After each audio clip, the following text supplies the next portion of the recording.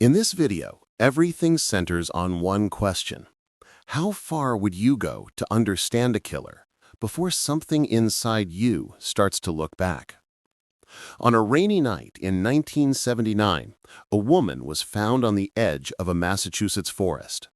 No ID, no witnesses, just a symbol carved into the bark of a nearby tree. A perfect circle with a single vertical line through the middle. The press called him the line drawer. 3 victims, same symbol, no suspect, no motive. Then suddenly, the killing stopped. Decades later, a psychology grad student named Ethan Cole decided to make this cold case the subject of his thesis. He wanted to understand how a killer could vanish and how obsession can consume the people who chase them. As Ethan dug into police reports and an obscure true crime book about the case, he didn't know one thing. The deeper you stare into a mystery like this, the more it starts rewriting you. Drawing the Line is a fictionalized account of a real case, clearly inspired by killers like the Zodiac and the Axeman of New Orleans. The author, only credited as A.L., describes a series of murders where each victim is found near a tree marked with that same symbol. The book's details match the real line drawer case almost perfectly. The rain-soaked forest on the outskirts of town. The victims, all loners with troubled pasts. The eerie ritualistic placement of their bodies facing the trees. From the police perspective, the killer was methodical, left no fingerprints, no fibers, no messages, unless that symbol was the message. But the book adds something the official files never mention. Long, introspective monologues from the observer, someone who describes each crime in intimate psychological detail, but never admits to being the killer. This blurring of observer and perpetrator is where the story turns from true crime into something more unsettling. Ethan starts to wonder, is this just an imaginative reconstruction, or a confession disguised as a horror novel? Ethan's advisor warns him about identification drift, a phenomenon where investigators and researchers unconsciously start to think like the subjects they study. When you spend too much time in a killer's head, the line between understanding and internalizing their worldview can blur. That's not just a crime lab problem, it's a life problem. Here's the first psychological horror tip this story teaches. 1. Your attention is a doorway.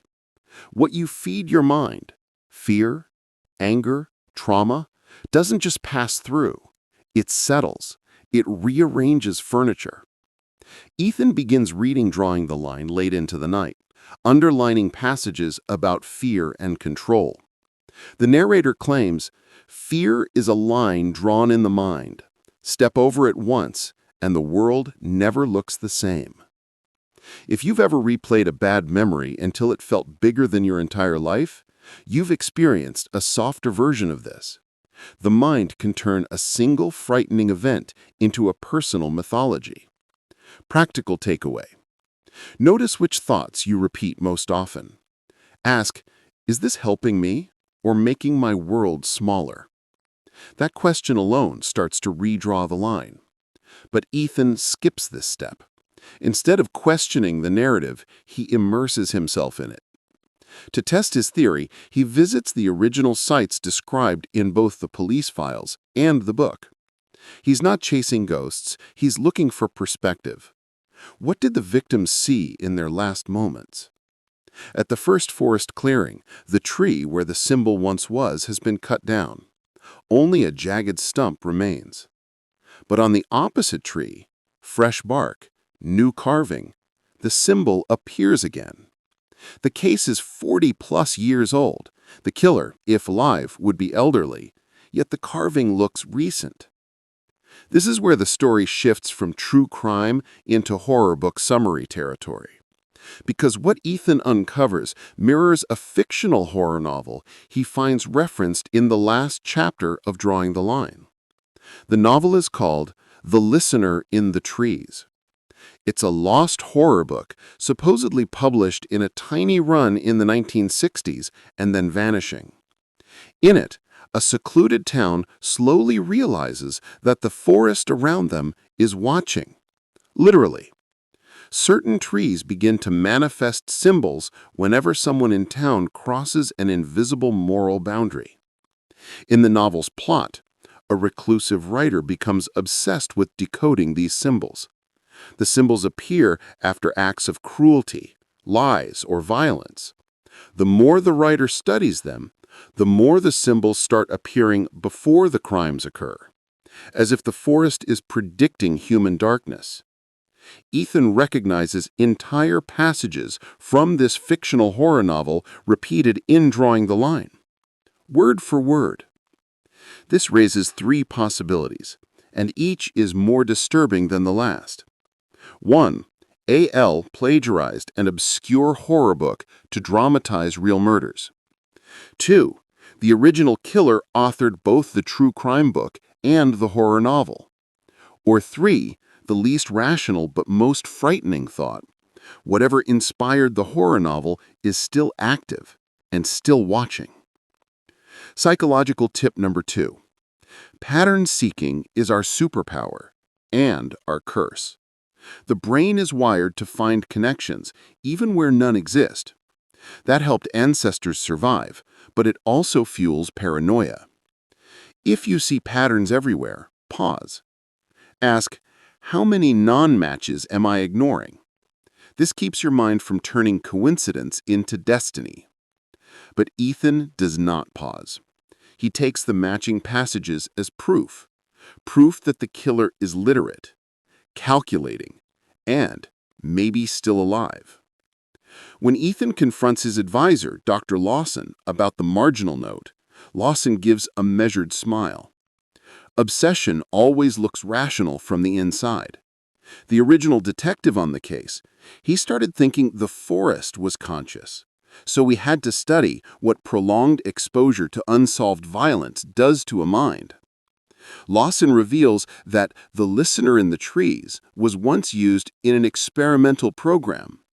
Investigators would read the horror novel alongside their own case files to see how fiction amplified or distorted their interpretations. Most of them reported increased paranoia.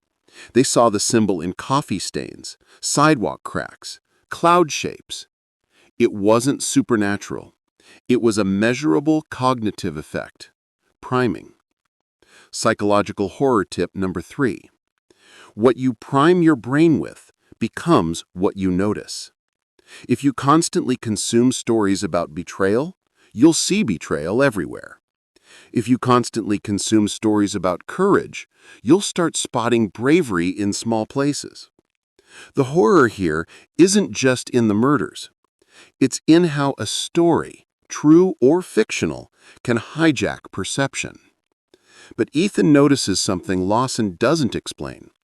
The experimental notes are dated after the last killing, yet the symbol in the forest is new, which means either the symbol is a meme that investigators themselves passed along, or someone else picked up the script.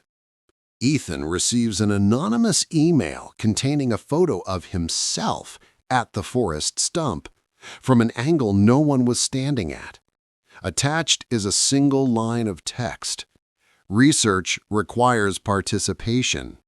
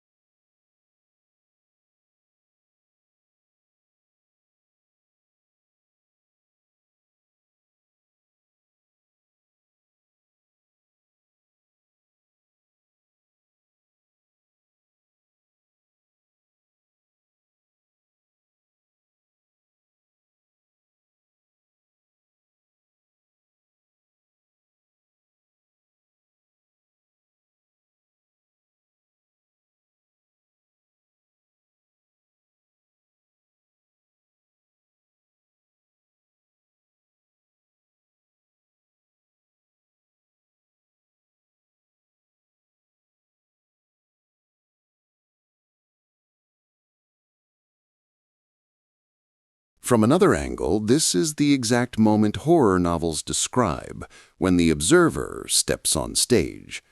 Psychological takeaway. The scariest moment isn't when something bad happens.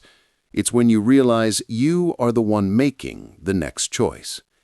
In any high-stress situation, conflict, panic, an argument, you always have more options than your fear suggests.